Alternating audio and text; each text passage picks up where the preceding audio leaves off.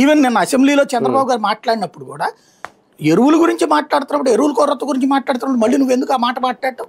ఆ టైంలో మాట్లాడచ్చు. అది నువ్వు నిదానంగా ఫస్ట్ ఏదైనా సరే నెత్తిని రుద్దుతావా? లేదు కదా, చైతన్యపరచాలి.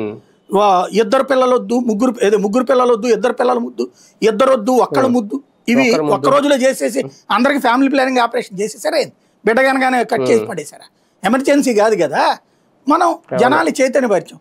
ఓ 10-20 ఏళ్ళు 30 ఏళ్ళకి వచ్చేటప్పటికి సిస్టమ్ అయింది. ఇప్పుడు మళ్ళీ ఏమంటున్నాం, మేము 40 ఏళ్ళ తర్వాత చూస్తాను, 100 ఏళ్ళ తర్వాత చూస్తానని చెప్పిన అదే చంద్రబాబు గారు ఎక్కువ మందిని కానండి అంటున్నాడు.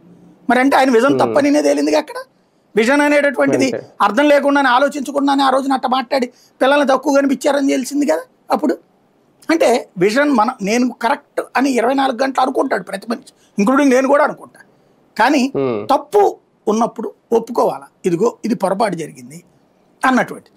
అలా కాకుండా తప్పుని సమర్థిస్తూ చెయ్యని తప్పుని ఎదురోళ్ళ మీద రుద్దుతా, లేదా నాకు వ్యతిరేకంగా మాట్లాడితే నేను అంగీకరించలేనంటే అప్పుడు నిన్నెందుకు అంగీకరించాలి? నువ్వు ప్రతిపక్షంలోంచి ఎట్లా అధికారంలోకి వస్తావు? ఇంతకుముందు ఎట్లా వచ్చావు నువ్వు? అదే కదా ప్రజాస్వామ్యం అంటే. ప్రజాస్వామ్యంలో నీ వాదన నువ్వు జనం దగ్గరికి చెప్పు, వాళ్ళ వాదన వాళ్ళని చెప్పని. దాన్ని కంట్రోల్ చేయాలి అనుకునేటప్పుడు ఖచ్చితంగా దుర్భాషలాడే వాళ్ళని తప్పుపట్టు, నో డౌట్. దుర్భాష అంటే నా కొడకలు, లం కొడకలు, ఇట్లాంటి బూతులు మాట్లాడే వాళ్ళు ఖచ్చితంగా కంట్రోల్ చేయండి, అది తప్పని చెప్పండి. అదే సందర్భంలో సంస్కారహీనమైన భాష వాడేవాళ్ళు ఉన్నారు, అది తప్పని చెప్పండి, దాని మీద కేసు పెట్టండి, కూడా తప్పేం లేదు. అది చట్టబద్ధమైన కేసు పెట్టండి. అదే సోషల్ మీడియా కేసు పెట్టి ఇట్లా మాట్లాడాడని చెప్పండి, అతని చేత తీపించి ఏర్పాటు చేయండి, అది రూల్. అలా కాకపోతే పరువు నష్టం దావా కూడా వేసుకోవచ్చు అందులో, అట్లాంటి దుర్భాషలాడితే.